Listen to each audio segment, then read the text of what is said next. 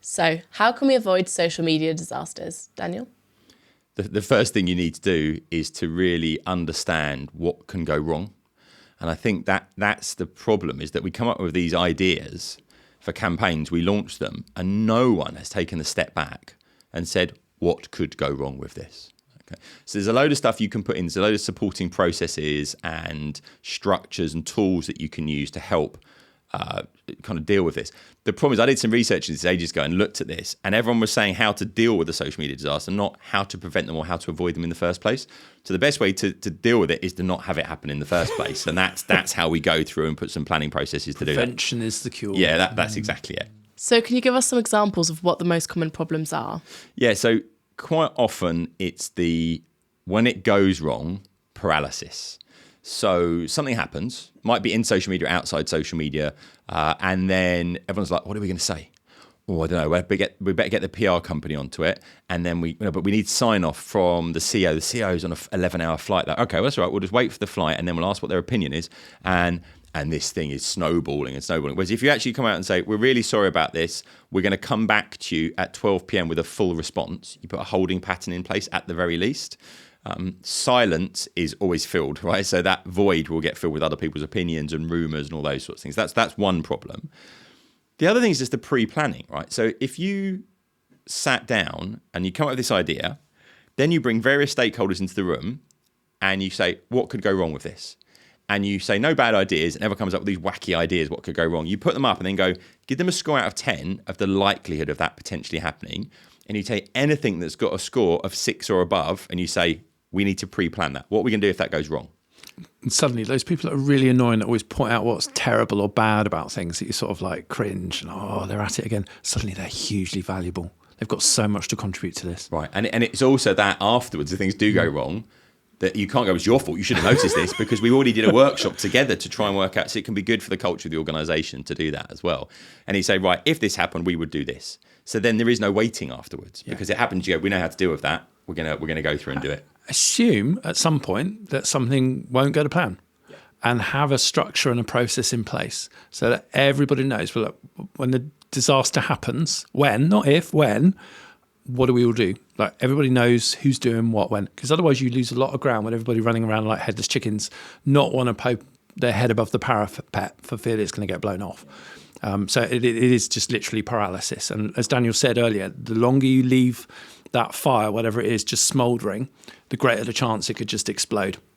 So can we avoid these issues, and how do we go about doing that? There's some practical steps. So first of all, you have a social policy that says, what do you do when things go wrong? So what is the escalation policy? Who needs to sign it off? Who do we go to?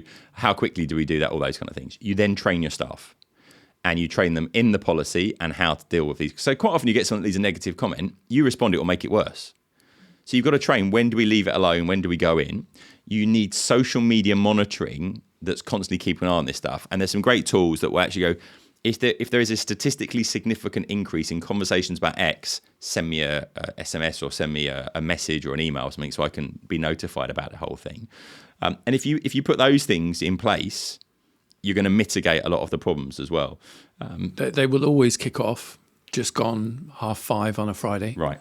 And, if you've got work culture is, nobody checks anything over the weekend because we're not at work, you've got a massive problem, because that thing will be gargantuan. And that's why the SMS thing's quite effective, yeah, because the reality is if I get an SMS, I'm more likely to look at it than I am my email over the weekend. So that can be really effective as well. So my whole thing with this, you can avoid them in the first place by putting a load of process. And what actually makes great social media normally is process, because you're maximising your efficiency, maximising your effectiveness, you're avoiding the problems in the first place. And if they do occur, you can deal with them quickly. And I'm going to give a really daft analogy, but I think it's a good one. So if you ever saw the 80s, 90s, like cartoon Thundercats, Nope. If you haven't seen it, look it up on YouTube. It's brilliant. So they were humanoid cats that lived on a planet, and they had a leader. He was a bit hopeless, and he had a sidekick called Snarf, who was this cat-like creature. And Snarf and Lionel, the leader, would regularly get themselves into a pickle, let's just say, and they wouldn't be able to solve it on their own, right? So what they would do is they'd do a kind of thought of Thundara dance, and he'd send a big kind of Batman-esque message up into the sky, and all the other Thundercats would stop what they're doing and recognise that was the thing. Like, you need something like that. because that symbol going, okay, Houston, we have a problem. Everybody comes running. Everybody drops what they're doing and comes running to deal with it. If you can get something like that in place, it's hugely, hugely useful. Because with great power, i.e. social media, comes great danger when things are going wrong. And you need something to like raise the flag and go, we all need to deal with this. Let's jump on it. Let's nip it in the bud. And when you're going to put a fire out, you deny it fuel and oxygen. And that's kind of what you've got to get together and do, whatever the situation is. Yeah, we can learn from what we traditionally would have done in a lot of big businesses. They would have had a crisis team, a PR crisis team. And when something went wrong, the whole job was they would stop what they were doing. They would go to the PR crisis room and they would deal with it. Well, we're publishing more and more stuff, but we need to follow the same principles. So you need those guiding principles and processes in place to solve the problems. Needs to be agile. Needs to be, on the spur of a moment, because it happens when things go wrong. It happens really quickly in any given set of emergencies. So yeah.